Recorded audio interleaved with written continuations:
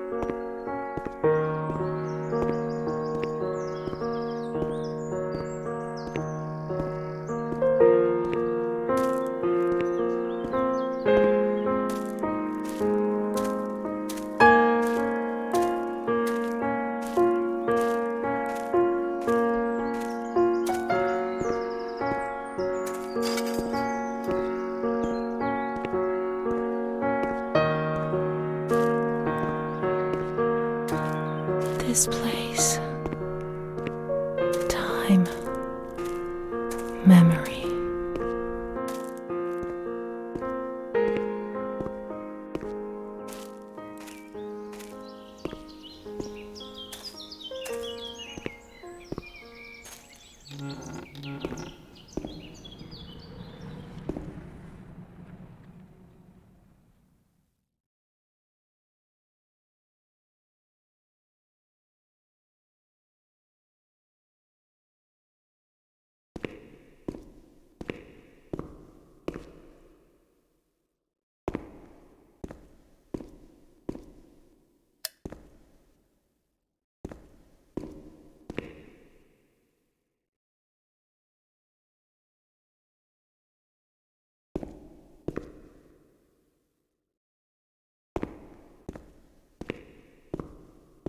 The only thing I remember clearly is Charlotte, my doll.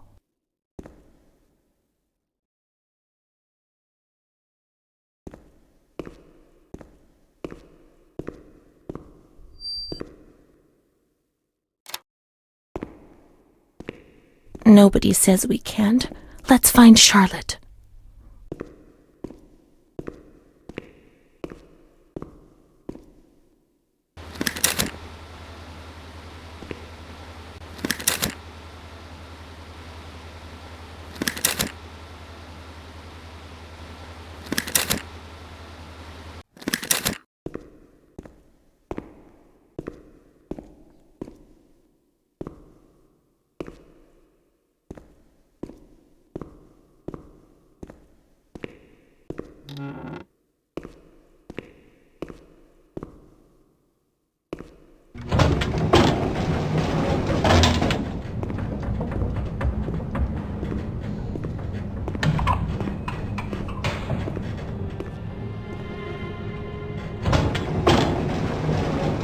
Mummy took good care of Charlotte. She tucked her in, hugged her, gave her cuddles and kisses. She was very affectionate and loving. Nothing bad happened to Charlotte, and that surprised me. I didn't understand. At first, I was quite scared. I was afraid that she wanted to hurt me. I lived in constant fear that Mom would abandon her. Because I didn't deserve to live. I didn't deserve to be loved.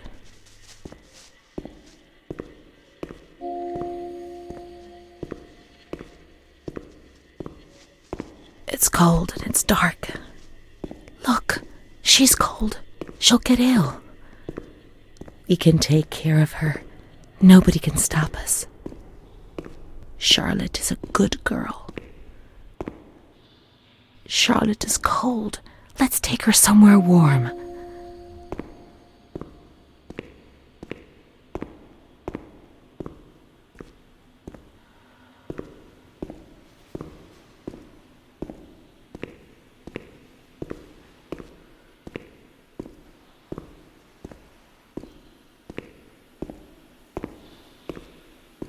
He doesn't want to. No.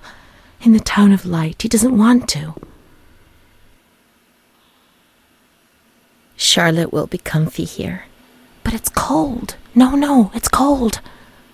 Don't shiver, Charlotte. The cold will go away. It'll go away.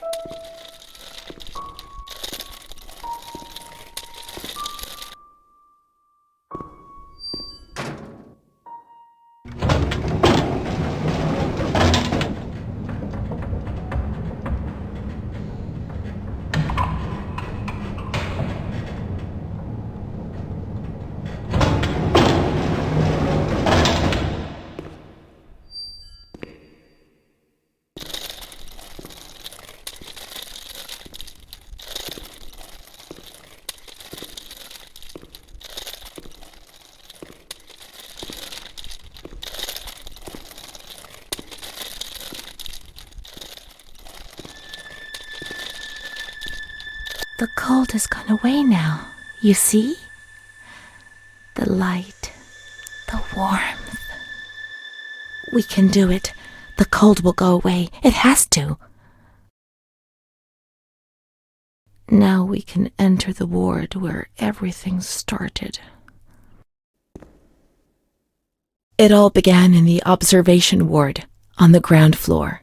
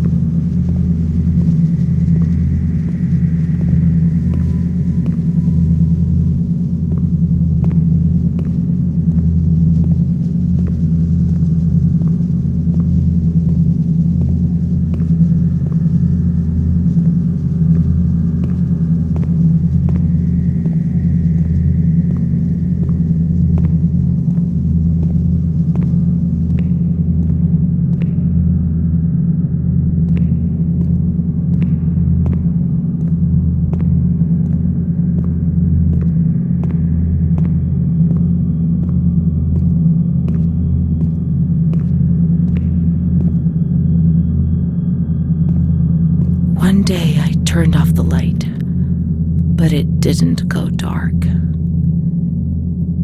It was a limitless immensity, a blinding, merciless light. I was 16 years old, and I was afraid, always afraid, a fear that wore me down. I needed help, but I couldn't speak. I was terrified of everything, even thinking. They said they were taking me to a place where the fear would go away, where I would get better. I stopped living in there. They dragged me away and stripped off all my clothes, everything. I tried to explain what was going on in my head. They tied me to the bed for days. I was alone with my nightmares. It wasn't fear anymore. It was madness. And when you're mad, you cease to exist.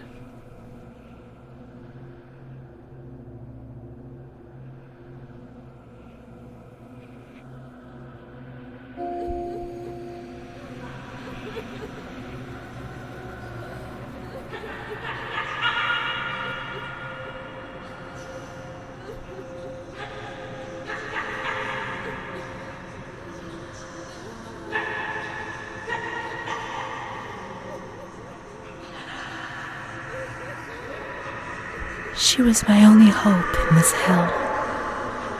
I was descending down, down among the damned. But that woman and her smile kept me alive.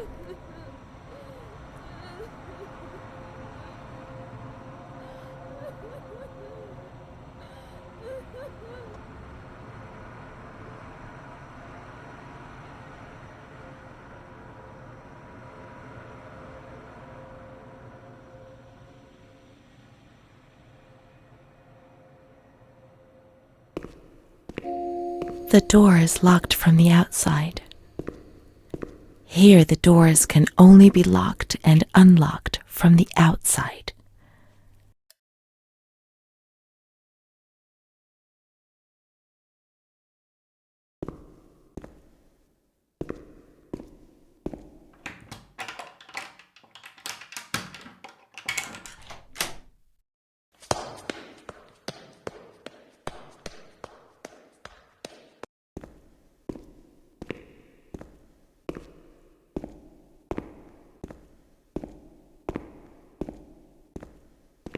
You can't get out of here. Only the dead can leave this place.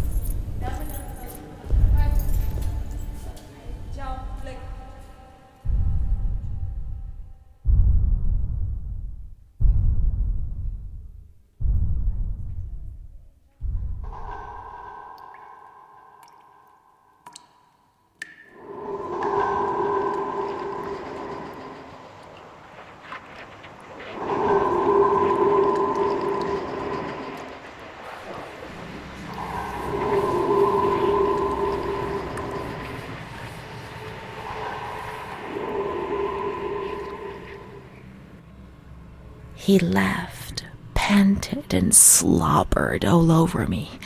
It hurt me when he touched me. I thought I'd suddenly split open with a loud crack, and I would be shattered into pieces. I felt fragile, sick, dirty, degraded. All I could do was clutch Charlotte tightly while Renee obeyed. He was the master in the realm of light. I was being consumed by the evil act I had committed. I threw up and could feel hell getting closer and closer. Those tests the doctors did to me.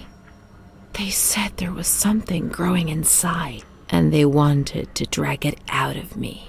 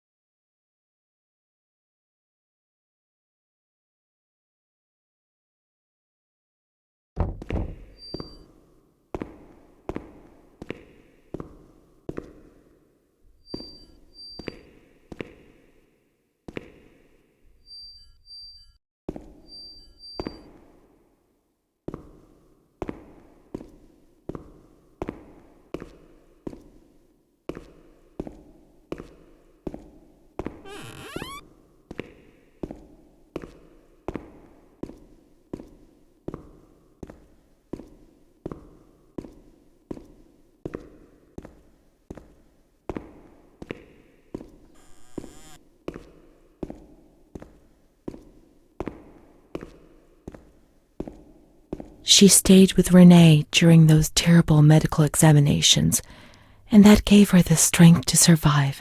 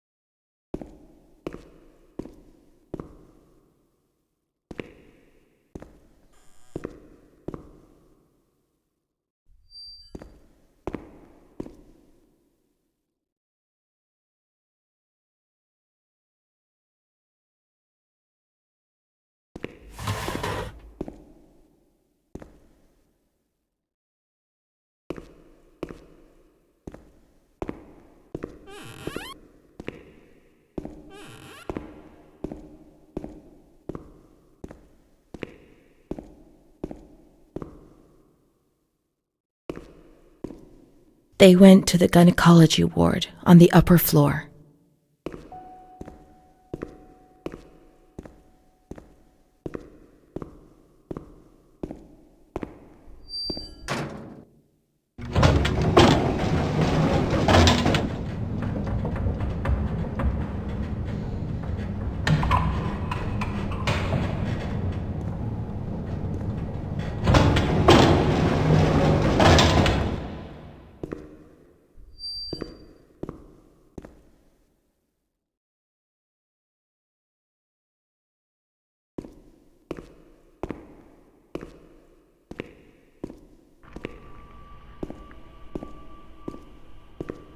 August 21st, 1938. Confidential. Dear A, I know what you think about these things, so I'm referring a patient to you, Renee T. This wretched girl got out of control and caused trouble in the grounds. She's almost 3 months pregnant. The nurses should be more alert. I'm examining the girl on the 28th. I'll handle things very carefully, don't worry. We don't want to make matters worse. Then they said that Renee was crazy, and that the illness was all in her head. Careful, little girl, careful. I was scared, and I didn't talk to anyone about the illness. Only her. Not even the other doctor. He never touched Renee. He just wrote things down. You can tell me everything. Don't be afraid, he said. Everything's going to be fine. Do you want to know what I am writing? I note down what I observe in you, everything I see. He didn't hate Renee. He tried to help her, but he rarely examined her in those small surgeries.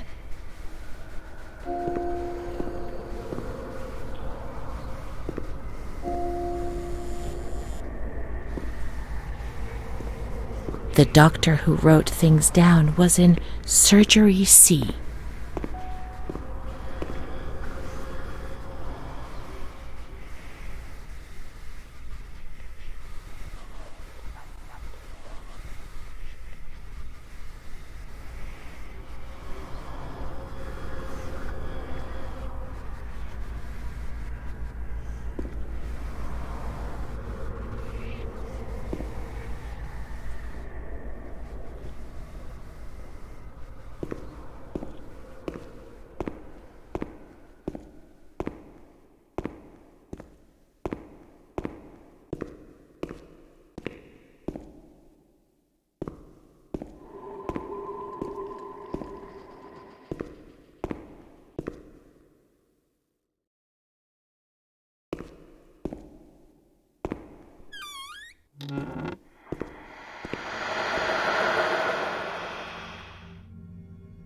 March 12th, 1938.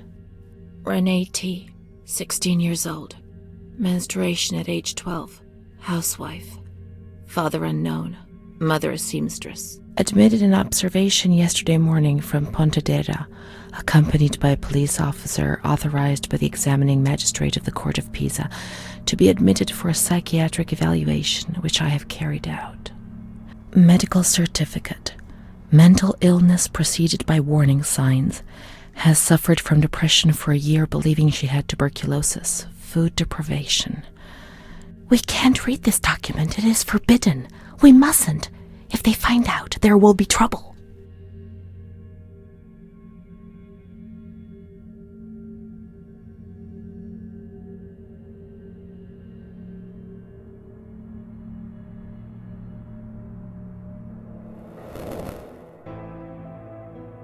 We have to look for Amara. We must hurry. We have to follow the memories and make sure they don't fade. She is frightened, hears noises and ghosts, presents serious signs of anxiety psychosis, suffers from hallucinations. She is anxious, confused, her expression is distressed, a questioning look as if terrified, disoriented. She feels confused, hears voices shouting in her head. She doesn't understand things properly. She has been feeling unwell for 2 or 3 months. When questioned, she replies, "My mother wants to hurt me. I am always scared of her. She chases me." "Why are you here?" "I argued with my mother and was so upset that I felt like my head was spinning. There was a woman there who wanted to force me into a life of prostitution. They wanted to condemn me to be burned at the stake. Children whispered, called my name." March 16th. She couldn't sleep last night. They wanted to condemn her to be burned at the stake. April 4th. Transferred to the calm ward, still under my supervision. Yes, that's true. The ward where Amara was. Yes, the stake. The children wanted to burn Renee. She had to pay for what she'd done, like witches at the stake.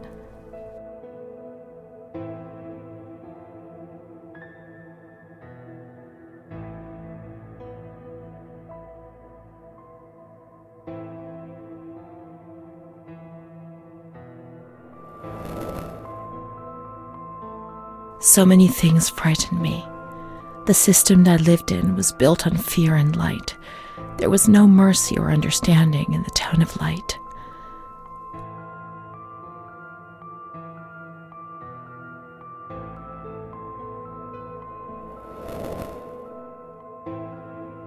I didn't know what reality was. I never did. I've known many different realities, maybe too many. When you move, everything changes its appearance and meaning.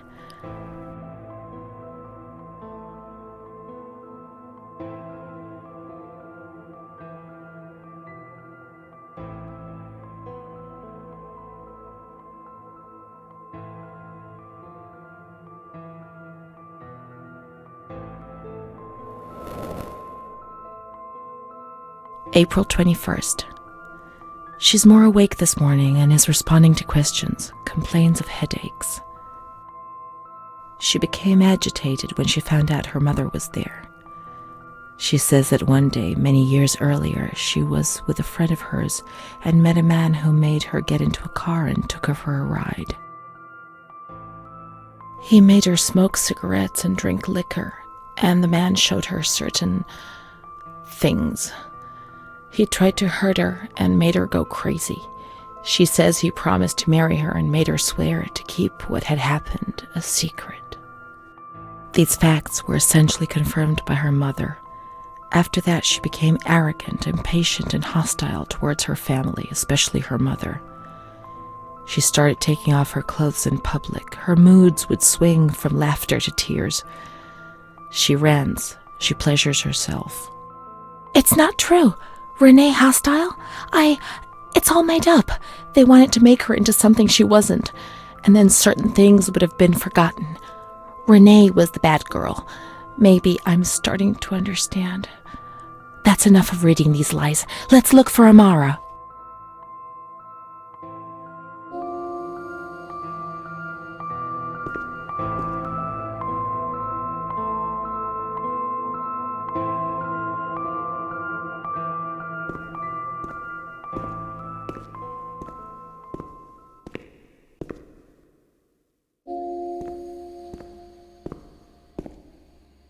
June 1935. After much theorizing and practice in clinic,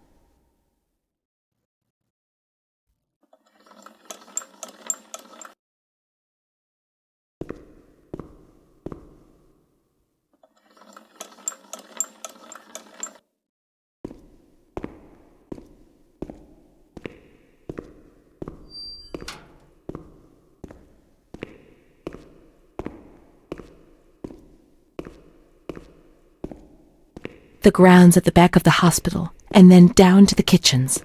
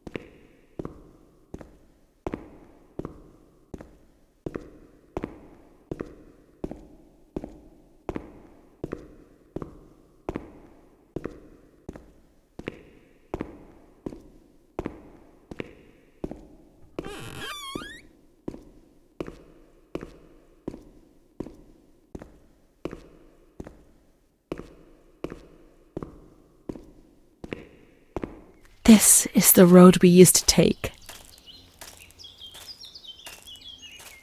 If it weren't for her, in the grounds on that bench in spring, so many days.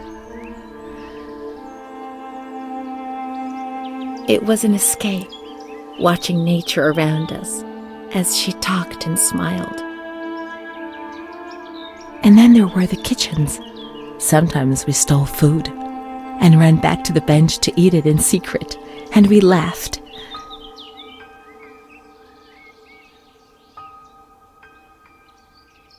She did things to me.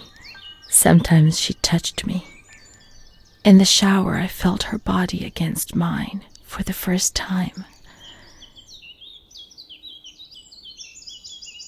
It was a shiver that warmed my soul. Eyes closed, the light slipped away.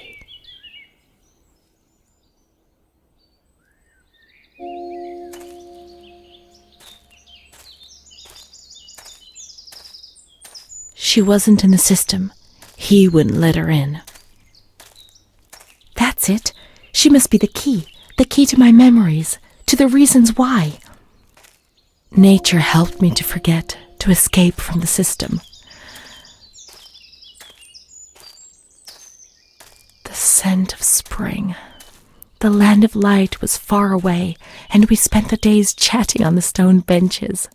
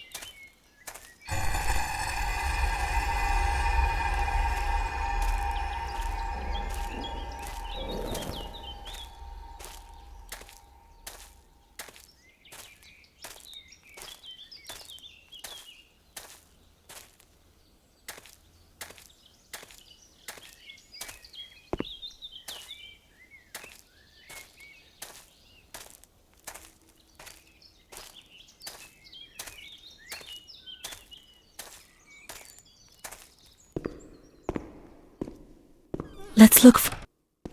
Come on, let's look everywhere. She must be here, I'm certain.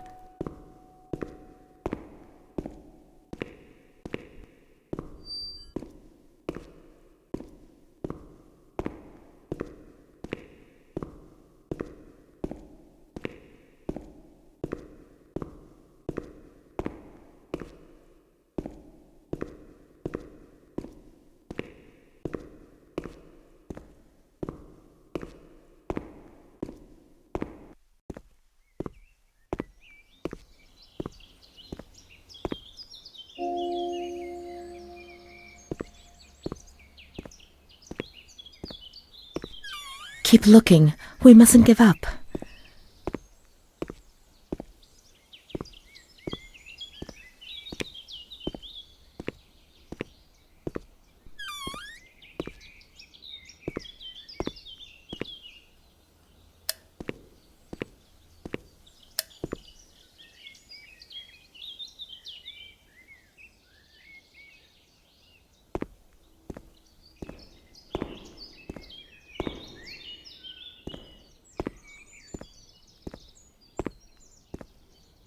We can't go down there. There's too much water.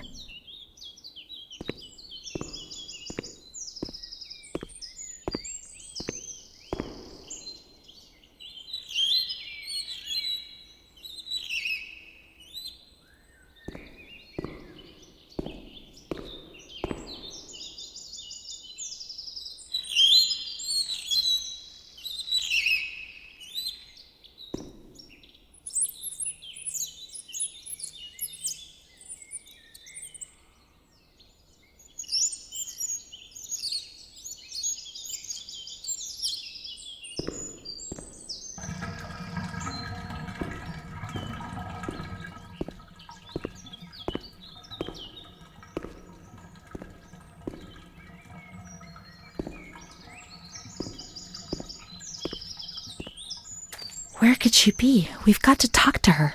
Everything will be all right. But being here now, I don't like it. Come on, let's look for her, quickly. We can't stay in here too long. They'll find us. When they found us... Come on, hurry. We've got to find her quickly.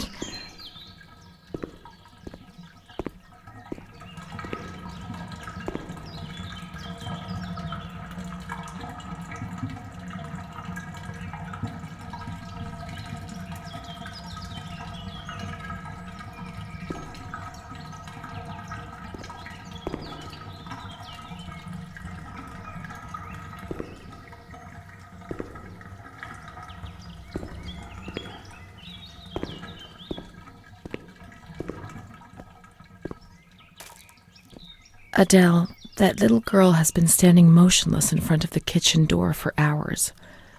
Poor thing, I gave her some candy. She ate it without a word and remained motionless. I don't think she's very well. We used to see her now and again, but now she's always there. I'm going. The doctor's not here. He's coming this afternoon. Try and speak to him.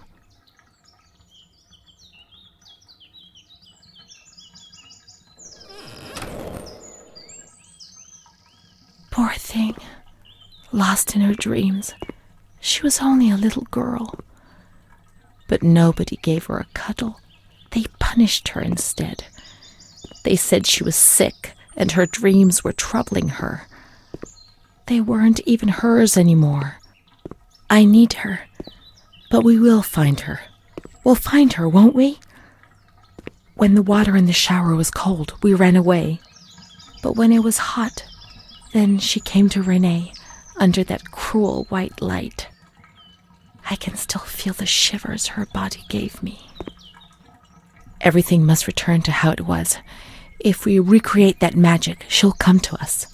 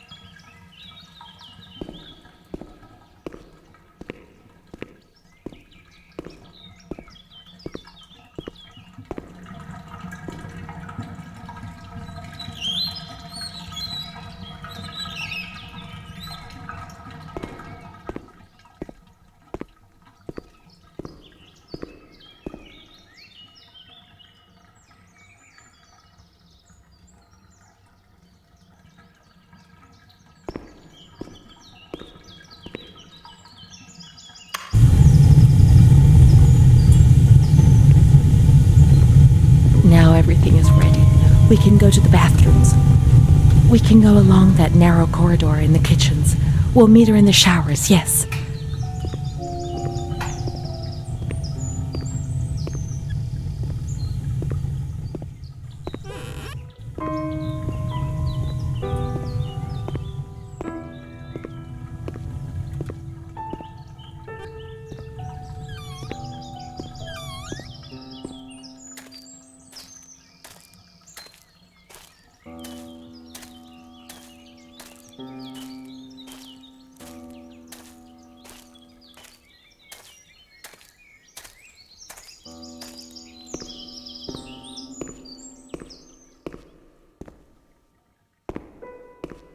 Not in this ward, not in observation, remember?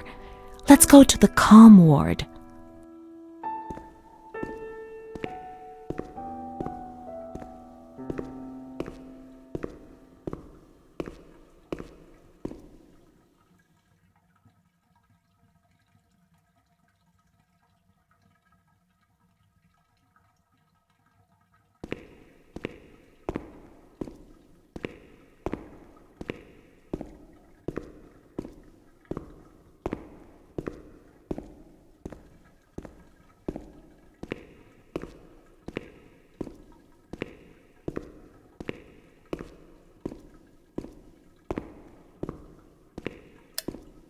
Everything's ready.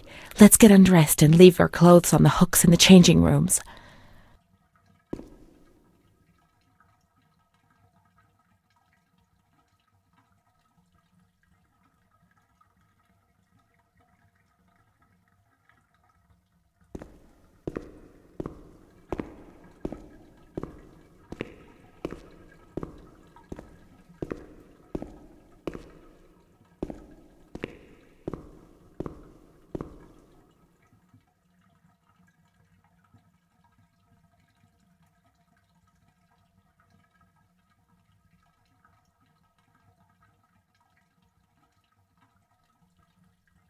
Let's turn the water on now, and everything will be as before.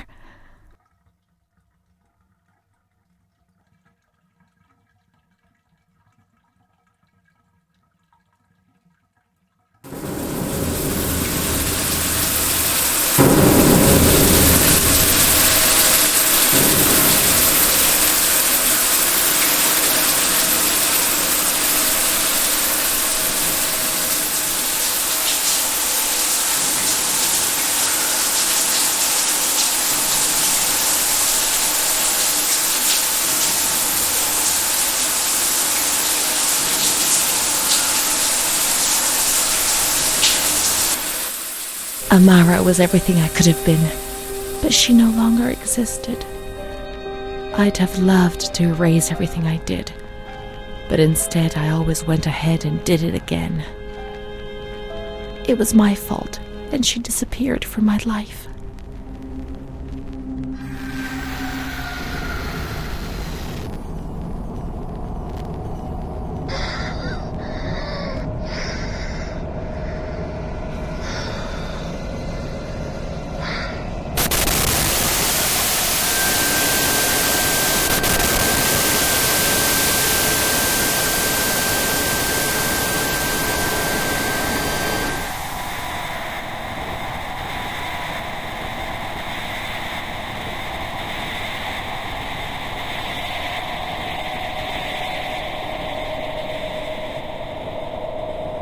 They gave you injections there, which made your body and soul tremble violently. A whirlwind of anguish and unbearable pain. I lived in terror of the next time. They had taken me upstairs to that ward where no one wanted to go.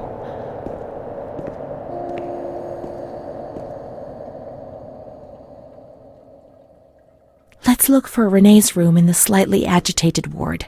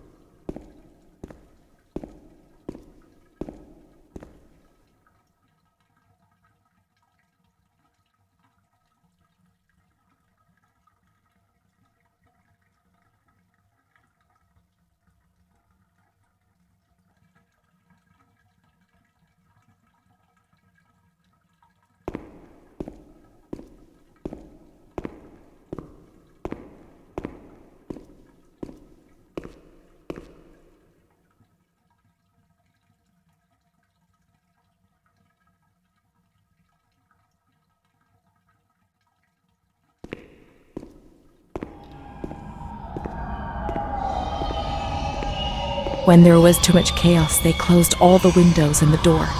They turned off the lights, and it was pitch black. Some people fell asleep. Some others stopped seeing their demons and became more calm.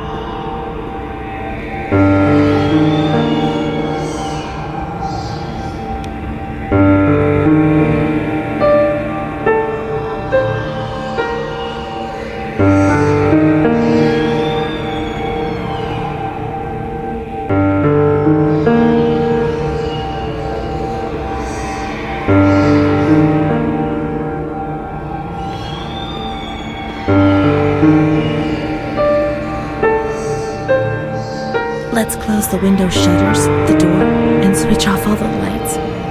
We want darkness.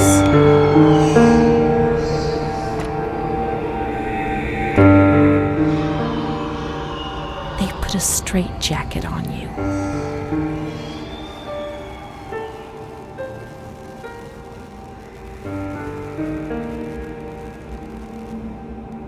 They gave you a cold shower.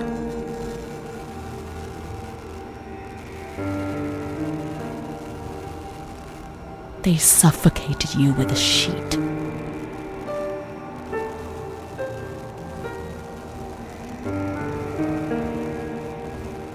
They tied you to the bed. They tied me to the bed.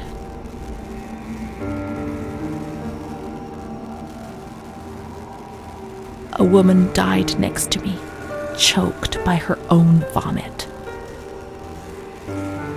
She was tied down because she wouldn't stop pleasuring herself. I can still hear her death rattle. I screamed, but nobody came. Everybody screamed in there, all of them. It was then I saw the doll, which wasn't Charlotte. No, she wasn't Charlotte.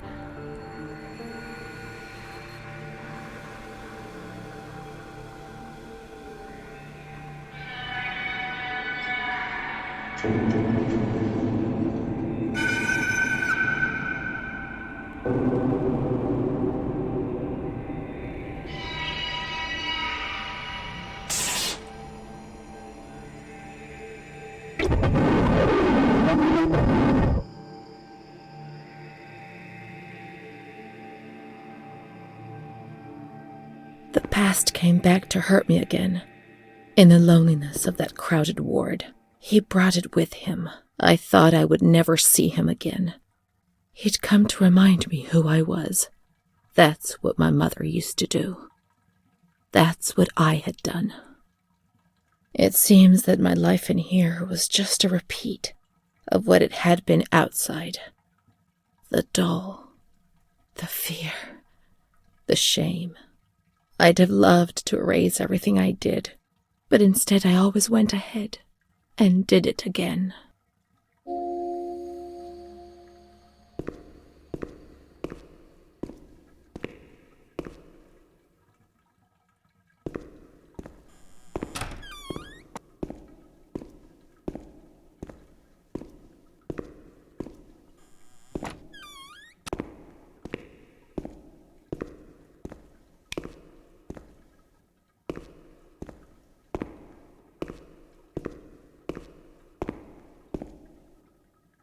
Montefoscoli, November 12th, 1939.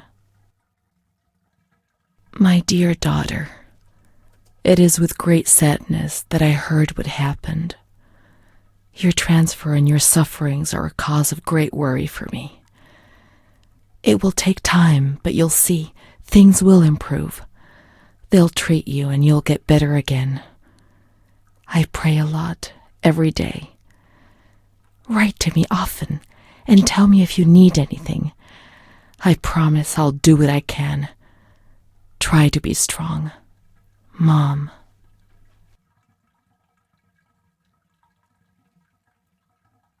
This is the last letter she wrote to me. Once I was put into this ward, I was overwhelmed by loneliness. After that medical examination, I received no more letters from Mom. Why is that man here? Why doesn't she come to see me? Did I make a mistake? It didn't seem like she wanted to abandon me. What did I do wrong? I'd like to be able to reply to her again now, to change things.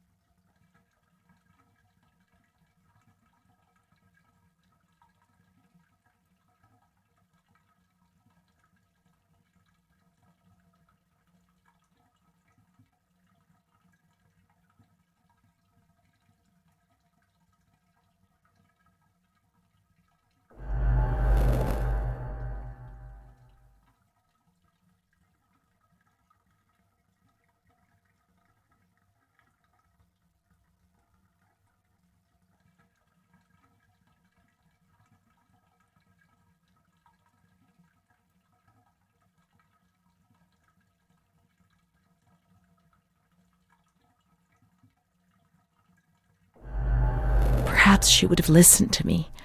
Will she reply?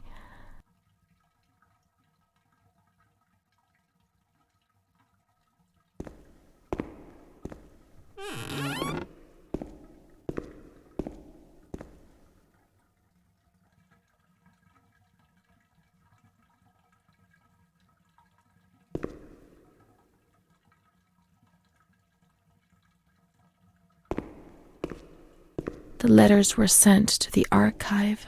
It was their job to post them.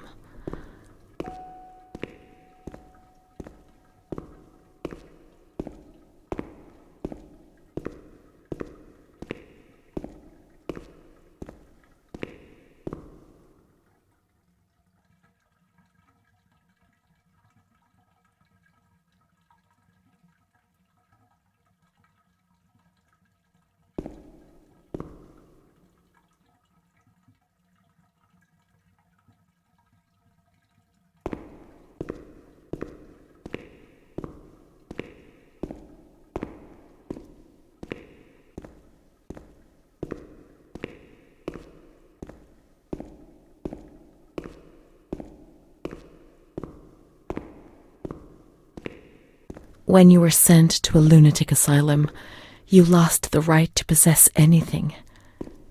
Everything you arrived with was packed up and stored here, even the clothes you were wearing, in case you were released one day, but far too many never left.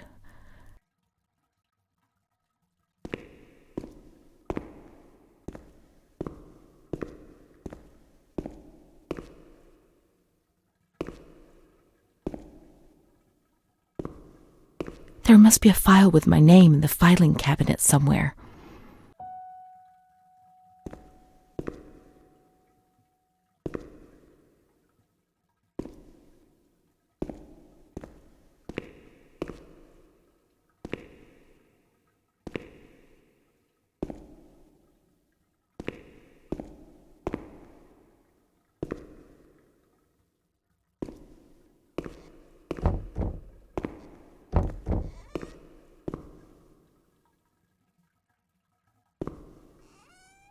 There must be a file with my name in the filing cabinet somewhere.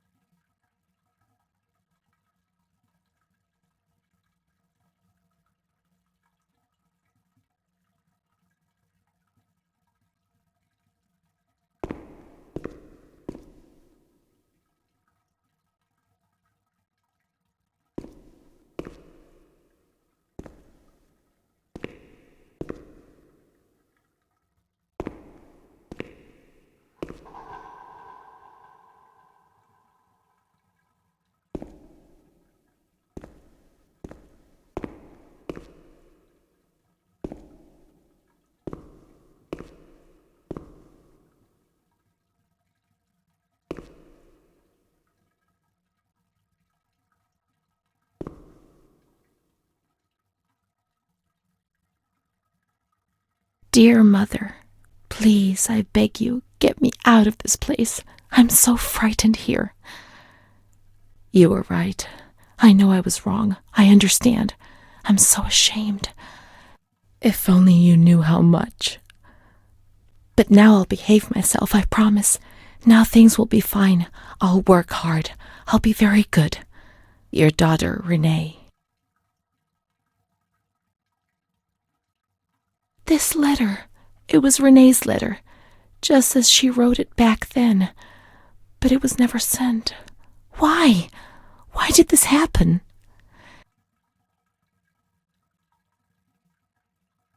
I received your letter, Mom. You tell me to be patient and strong, while I only feel fear and pain. And you don't write to me anymore. If only these words could be my soul, I'd tell you what was happening to me. The kids want to kill me. They all look the other way and tell me what to do. I don't understand.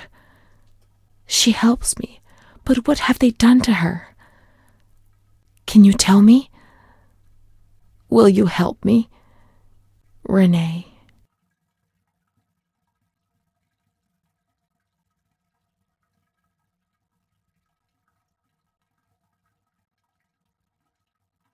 Montefoscoli, July 7th, 1940.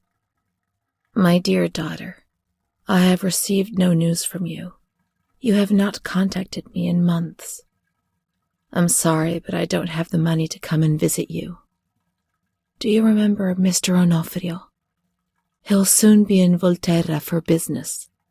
I've asked him if he would be kind enough to ask the director for some news about you. I hope he'll bring me some good news when he returns. But please write to me. I know that I was strict with you. You have to forgive me. I didn't think. I've given Mr. Onofrio a new doll for you. You told me that you lost yours, and I know you loved it so much. It's not as nice as your Charlotte, but I hope that it will comfort you nonetheless. Keep your chin up, darling. Everything will be fine, you'll see. Mom.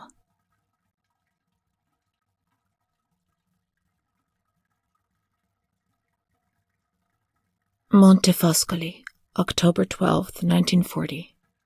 My dear daughter, I've written 2 letters to you and have received no reply. Every day I'm anxiously waiting for a letter. Mr. Onofrio's back. He brought you the doll. Do you like it? He told me he was unable to speak to the director, but managed to see you. I pray for you every day. Even Don Gino said a prayer for you during Sunday Mass. Isn't that nice? I've made up my mind, Renee. I'm bringing you home. I've already written to the director. I told him that I'll take care of you. I'm not very well at the moment and can't work, but I'll get better soon, you'll see. And as soon as I can make the journey, I'll come and fetch you. I know you're suffering a lot, but please be strong, I beg you. Mom will come to fetch Renee, won't she? Mom is good, but she's not well. That's why that man came. The doll. Renee could have played with it while she was waiting for her to arrive, but Renee didn't have it with her. Is it one of Mom's lies? She knew that she'd hurt Renee and... No, Mommy's good. That man brought it. We've just remembered who he is, haven't we? It was Renee who was wrong. The doll's here. I know that for sure. Perhaps she's been abducted like all the others and is locked up here somewhere.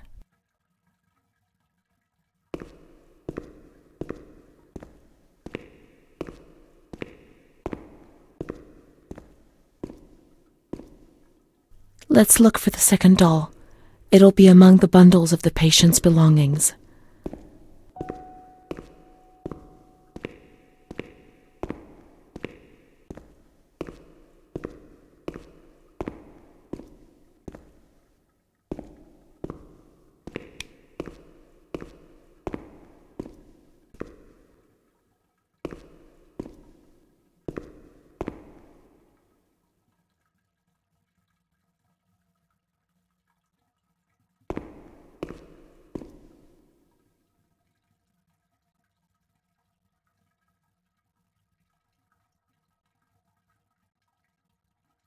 Now we can open the bundle on that table in front of the window.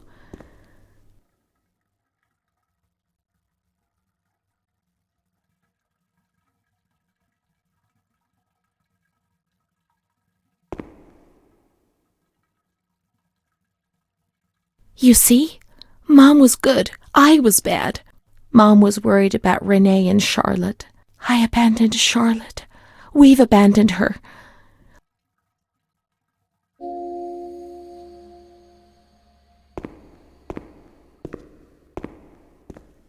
Let's look for Charlotte. We have abandoned her. Will she still be where we abandoned her, under the warm lights?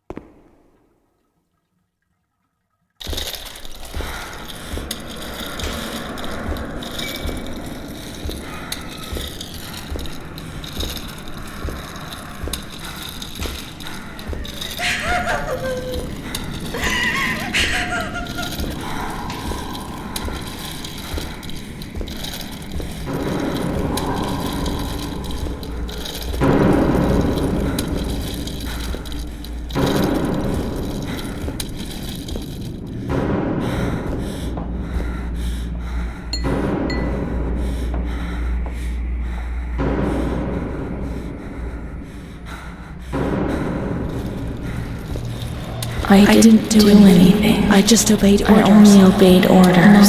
Charlotte has gone away. Mom will come and get us. She loves us, even though we're orders. bad. Leave us alone. Charlotte didn't do anything. I only obeyed orders. Mom will come and get us now. I didn't do anything. I only obeyed orders. Even though we're bad. Mom won't leave us alone. I didn't do anything. Charlotte gone away. I only obeyed orders. Mom will come and get us now. She loves us, even though we're bad. I didn't do anything. I only obeyed orders.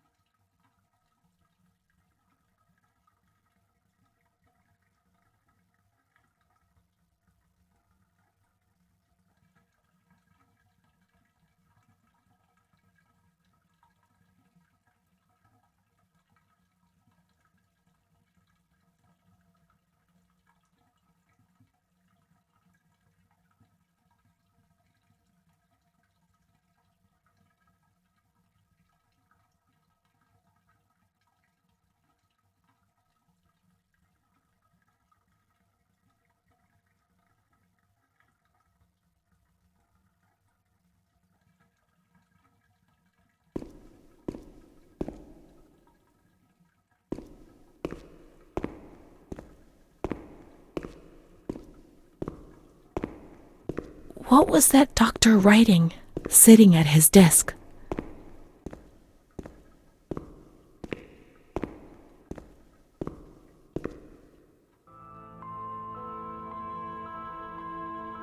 September 7th, 1938. The patient frequently indulges in recriminations expressed in an explosive tone of voice. This morning she threw away the milk, saying it was full of urine, spittle, and all kinds of other filth. Crazed, she hears voices that order her to do things. She says she heard children singing and that they were locked up in a school. January 20th, 1939. Introverted, dazed, cannot focus on anything.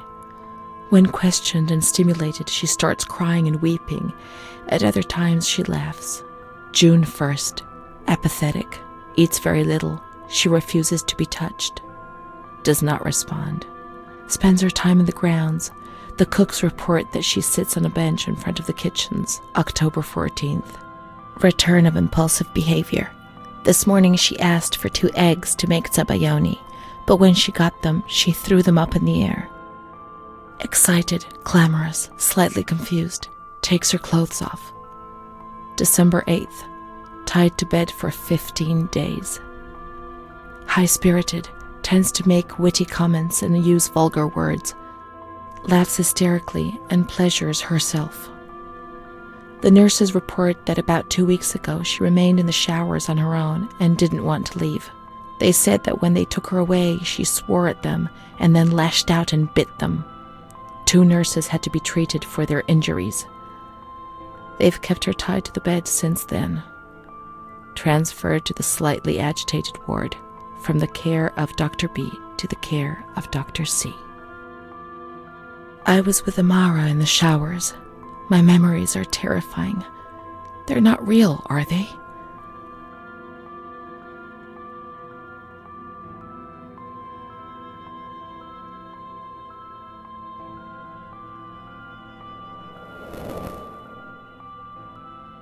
December 15th. Dr. C. Patient notes. The abnormality of her psychic state has induced her to lead a life which is irregular and tends towards delinquency. Of fickle and flighty character, she regularly discards her household duties and engages in occasional prostitution. Prostitution? No one would have ever believed a lunatic, let alone a lunatic who lives in the worst sort of sin. Could such a person ever have been subject to sexual violence? Certainly not. Her mental deficiency makes her deaf to the reprimands of her family. She has shown suicidal tendencies. She was brought to the ward yesterday, agitated and hysterical. Treated with cardiazol, 2 injections a week for 5 weeks. They were only trying to confuse us with the therapy, and my God, they succeeded. It was as if they wanted to instill the madness into us.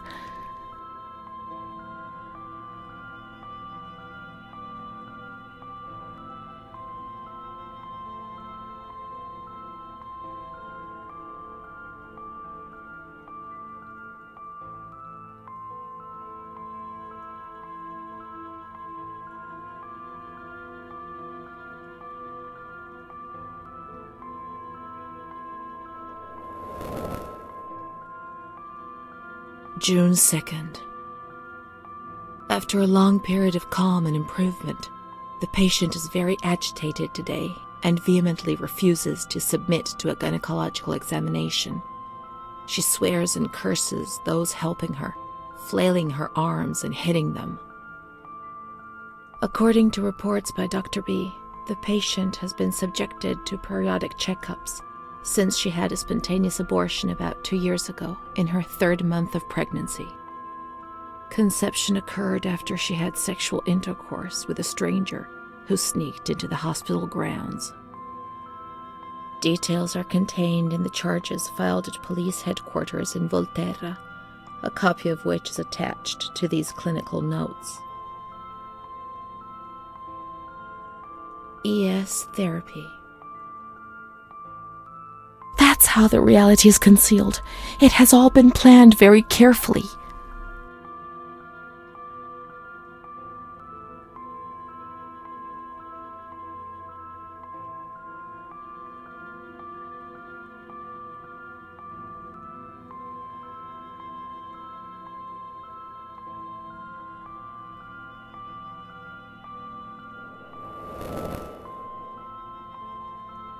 And the stranger in the grounds.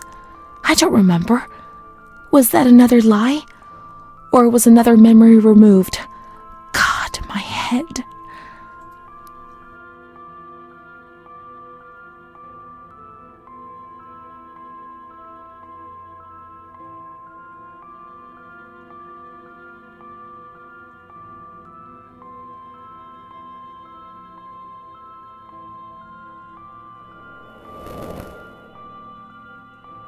June 13th.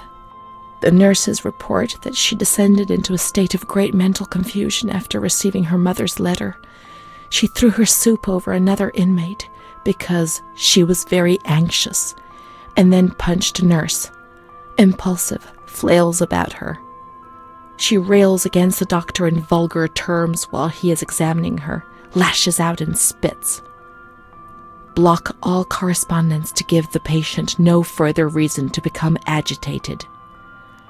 August 20th, tied to bed. The nurses report that the patient is extremely agitated after the visit of a relative or family friend. 2 days later, she is still shouting all the time that he commands her, that she must obey and harm herself, and that she is not Charlotte.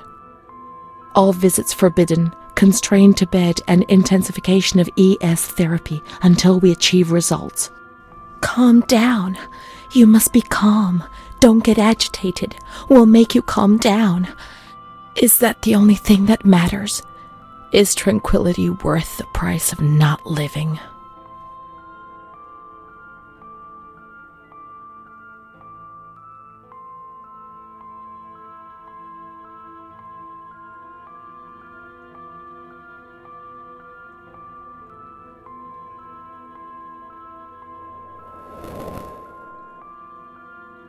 March 3rd. Alert, correct attitude, replies when questioned. The nurses report that the patient is calm. She washes and looks after herself. She affirms the existence of a certain Amara. She says that Amara is a patient who disappeared when she was moved to this ward. No confirmation. Probably a regressive hallucination. Evaluate transfer. Did I imagine Amara? That's not possible. She was there. I know she was there. I feel it. She must have left some traces of her presence. We can look for her things in the storeroom containing the bundles of the patient's belongings on the upper floor.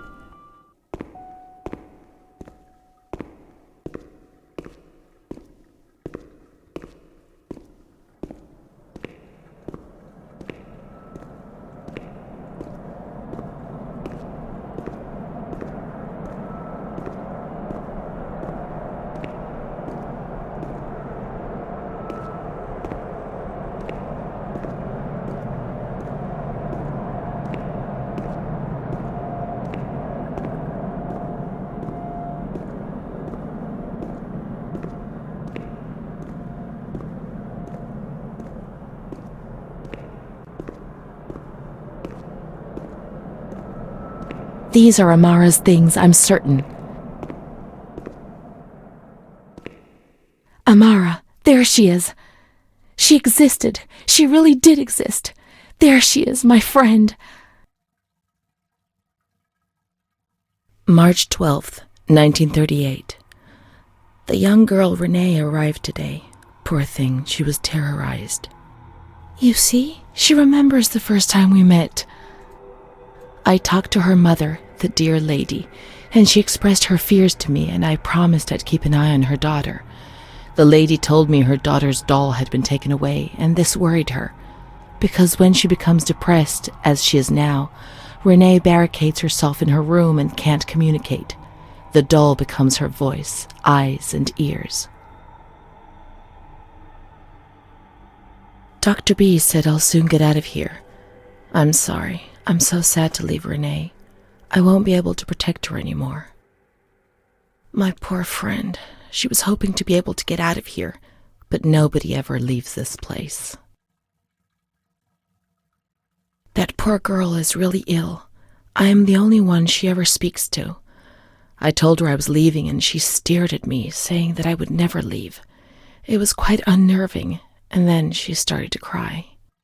I felt like crying too. She didn't say anything else. What worries me is that I'm sure that terrible man is watching her. He was the one who brought her here, and of all the good people, why did it have to be him? She knew. I told her everything.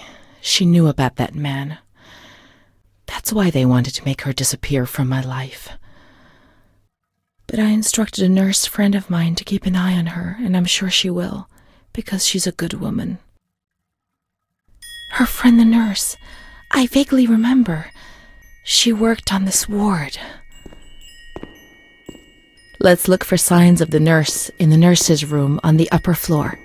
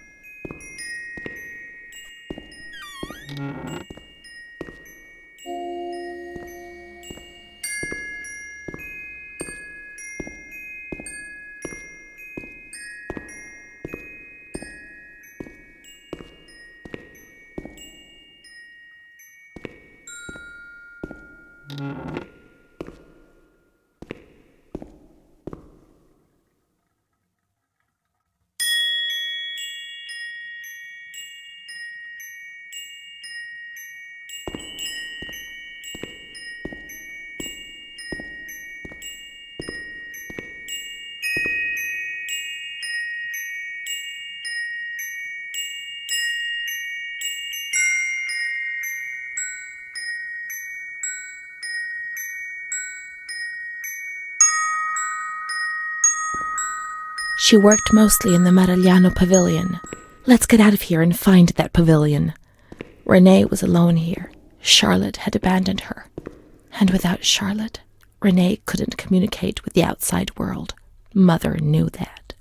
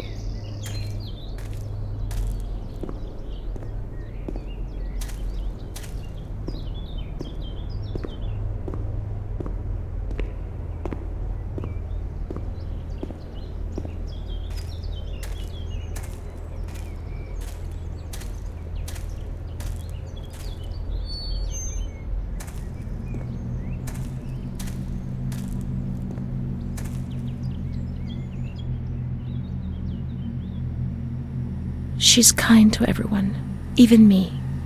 I felt a little better when I saw her. The sick children laughed and played with her. Not even they could frighten me. Don't annoy Renee. She's a princess here. Didn't you know? She told stories. She said there was a war out there. But they stared at me and frightened me.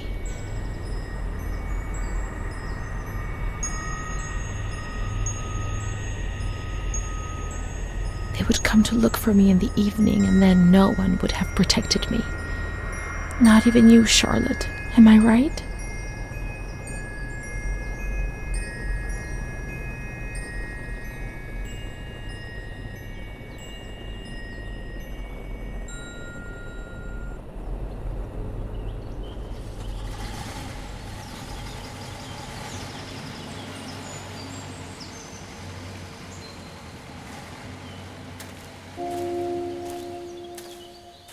Let's follow the hearse until we reach the graveyard.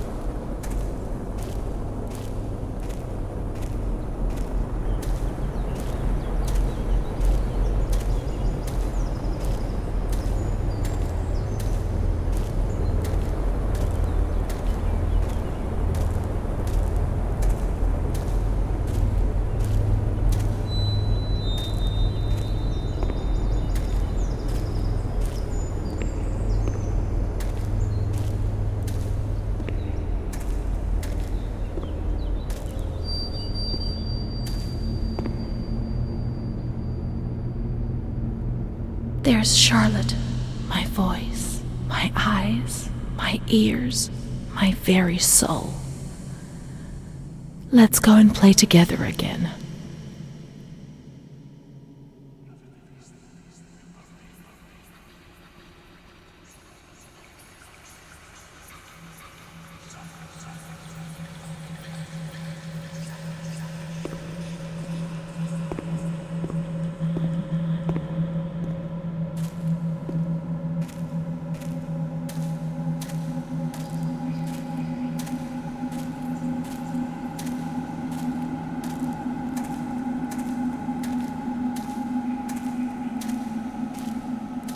My voice, to say what? Meaningless things. Be offensive to others and get into trouble. Eyes to see desperate people.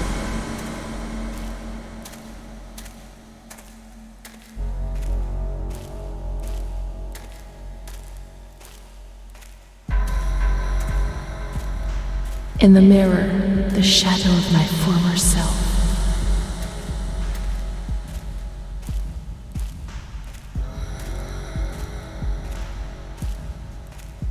Gaunt, worn out, they're killing me slowly, day after day. My ears to hear screams, deliriums, threats, and false promises.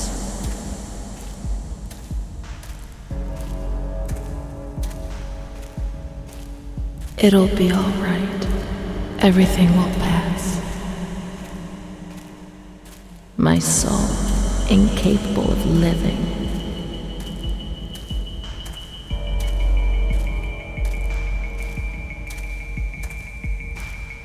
Of fitting into a world which it finds alien.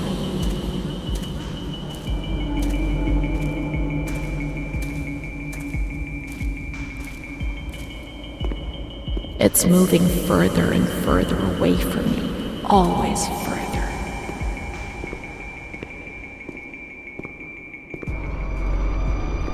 Let's go and play together again.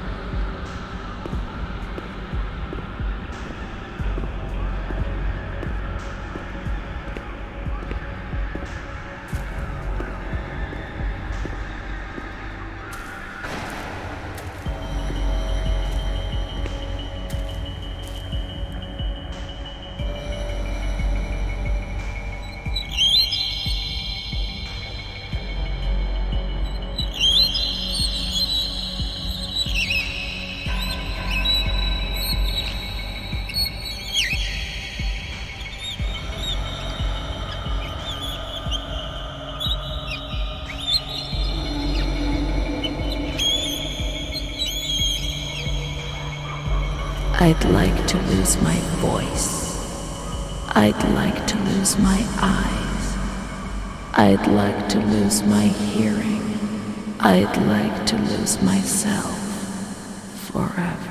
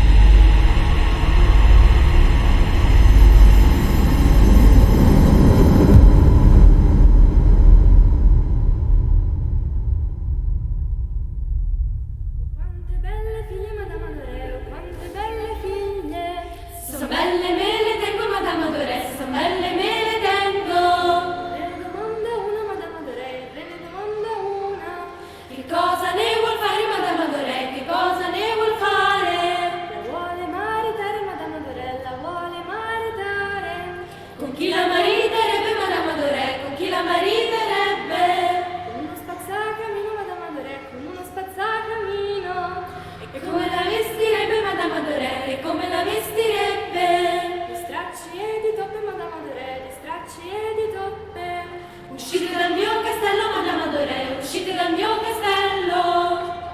Quante belle figlie, madame Adorée, quante belle figlie, so belle mele che madame Adorée, quante belle figlie, so belle mele che madame Adorée, so belle mele che io. Re del mondo una, madame Adorée, re del mondo una. Cosa ne vuoi fare, madame Adorée, che cosa ne vuoi fare? La vuole madre, madame Adorée, la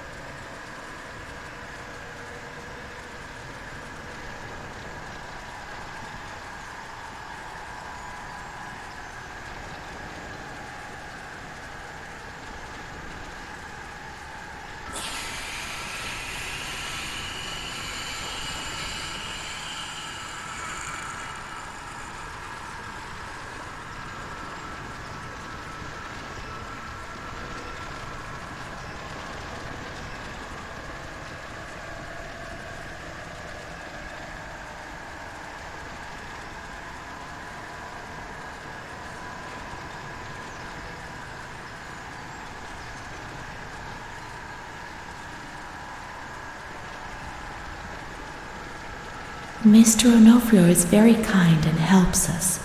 If he's not here, I have good reason to be afraid.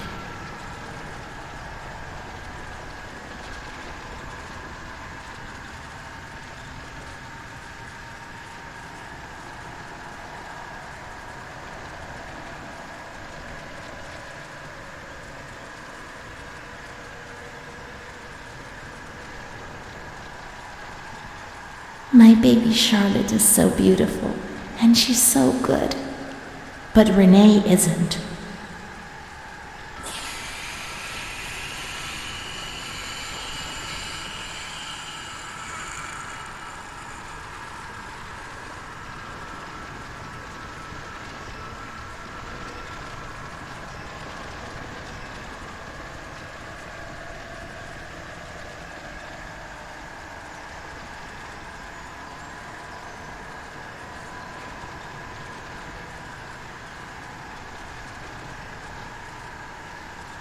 A blackbird's eating my head. That's why it hurts so much.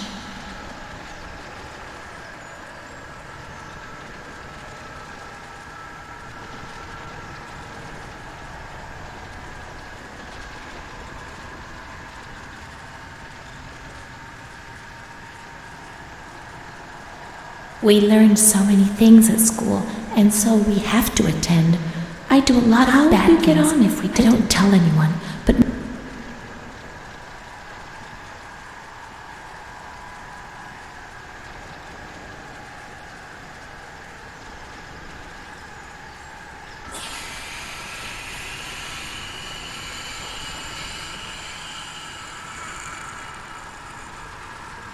Don Gino knows everything. He speaks to God and he tells him lots of things.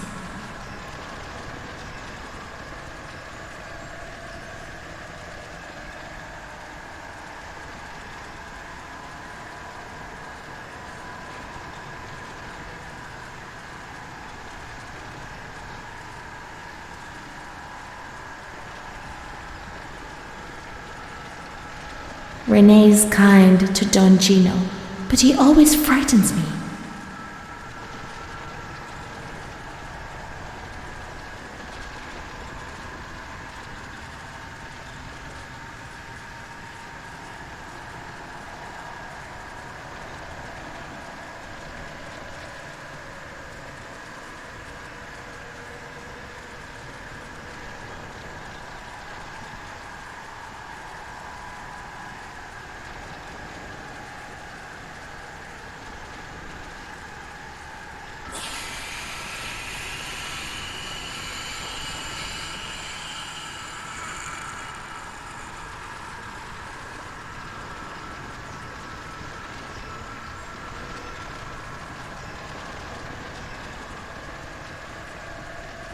My schoolmates, when the light's there.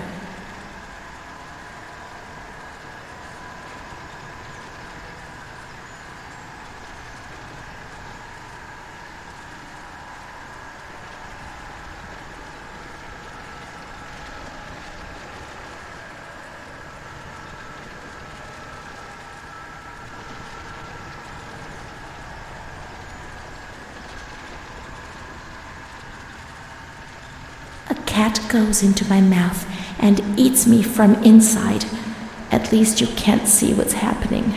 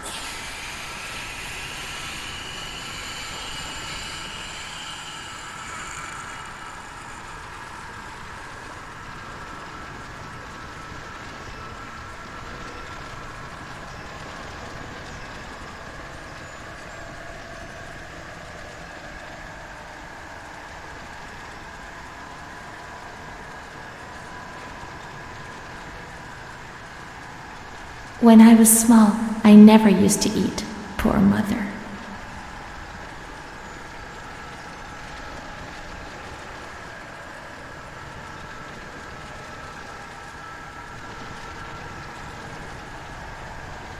Mr. Onofrio is so nice.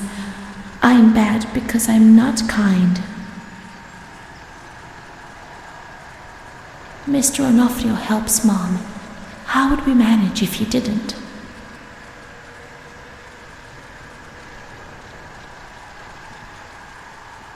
Mom always has to work because it's so cold in winter.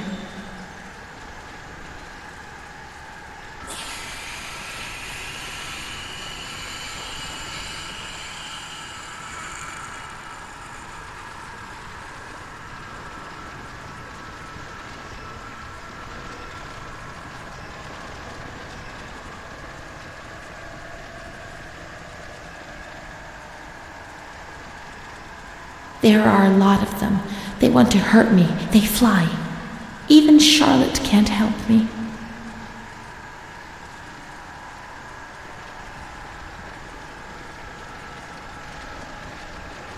Mom works so hard because I have to eat, or I won't grow.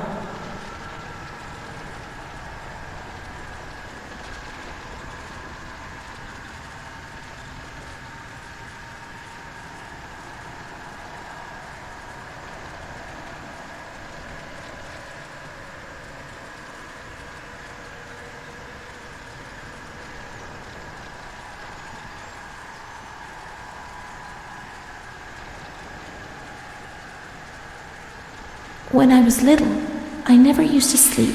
Poor Mom.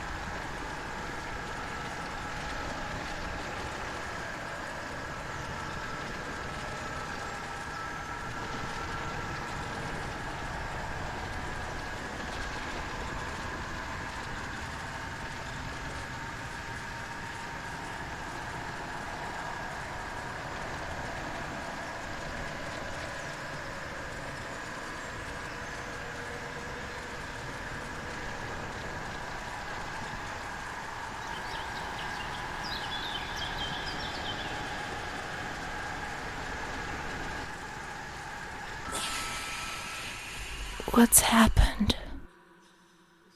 What is this place? Maybe I'm dead. I can't see any light. Maybe I am dead. I can't get up. What's going on? What's happening to me? There's no one here, but these noises. God, my head is killing me. I can't keep my eyes open.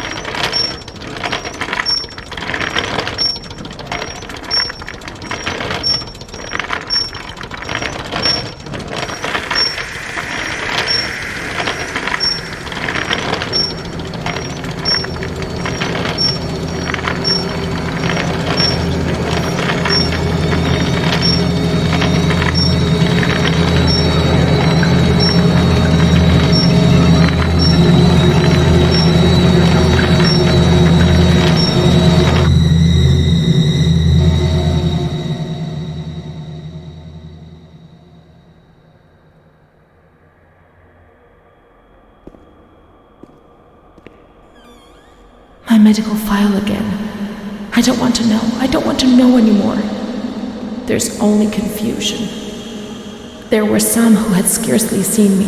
They thought they knew me and understood what was happening to me and could decide about my life.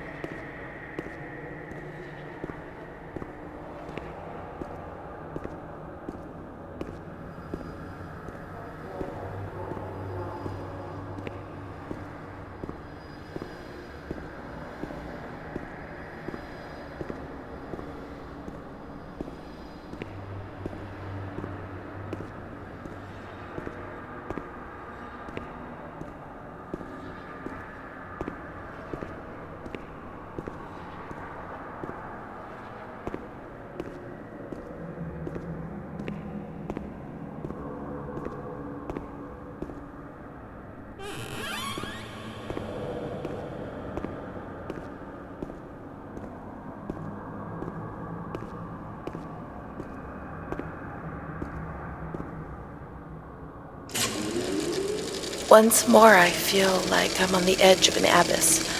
What a horrible feeling. My paranoia is hammering at the gates. Everything is exploding, and in the end I know they will enter and destroy me in a matter of seconds. I won't be here for much longer, but in my personal hell, consumed by fear which will be directed violently outwards. When you're not well, I mean, in your head, when you're crazy, I mean, What else am I? Well, that's that. I can't speak or move anymore. I find it hard to swallow. I can't eat. Then it passes. I feel better. Like now, perhaps. Then the anxiety returns and I can't sleep. I can't stop the intrusive thoughts, one after the other, relentlessly. I suffer from memory lapses. Yes, there are periods I don't remember anything about, and I don't know what it means. It first started when I was with my fiancé, and Bruna was there. They said I did certain things, I'm too embarrassed to talk about them. But I think that's the reason I'm here, isn't it? But I don't do any of those things now, do I? Please tell me. And send me home. I'm sure I'm okay, and I so want to go home. But nobody comes to visit me. Why? Do you know?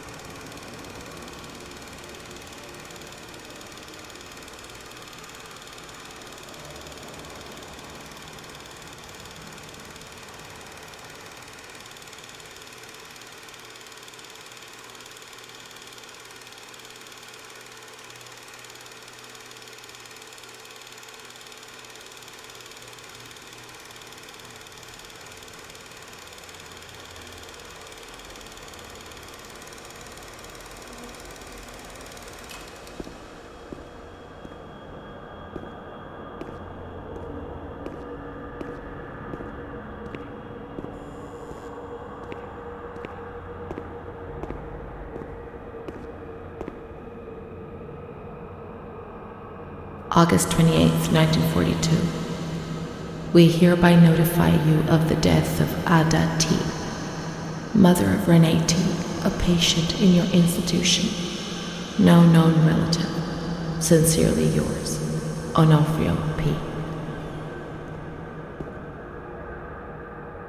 I have no one left in the world. Nobody at all. Solitude is very strange. It muffles everything. Slows it down.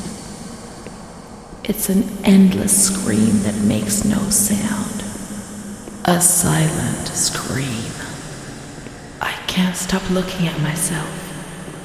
I will never leave this place. There is nobody up there for me. These walls have become my skin, and the wretched desperation within them is my soul without a voice. Here, nobody weeps anymore. How I would love to feel life, desperation, anger. I've stopped dreaming, daydreaming, maybe even thinking. I've lived in a reality which has corroded me and has stripped me of everything, even my ability to feel pain.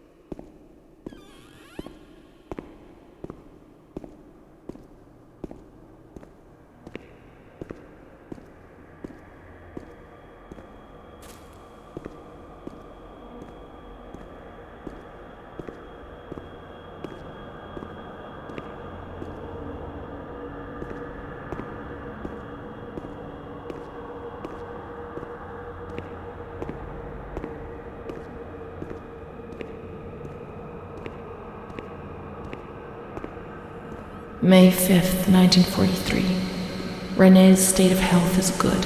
She is eating and speaking. Her spatial and temporal orientation is good. Therapy suspended. December 3rd.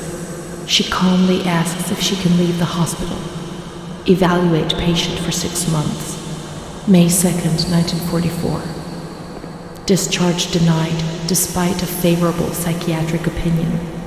The patient has no home or means of support.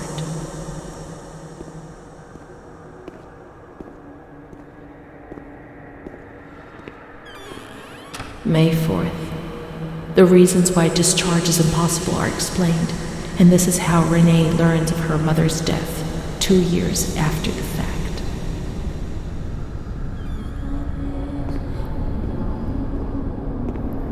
May 5th. She tried to kill herself in the night by hanging herself with a sheet, saved by the nurses.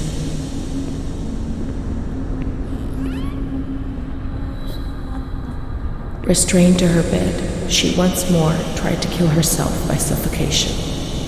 The decision has been taken to perform a transorbital lobotomy.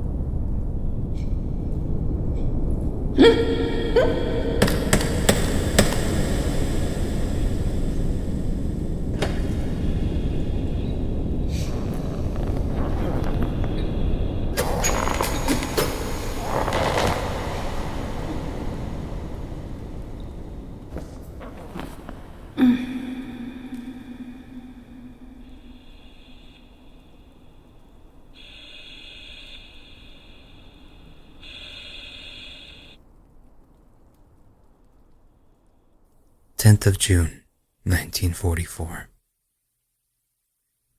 Operation successful. Patient tranquil and collaborative. Motor coordination capacity reduced, but she's improving. Transferred to the tranquil department in the care of Dr. B.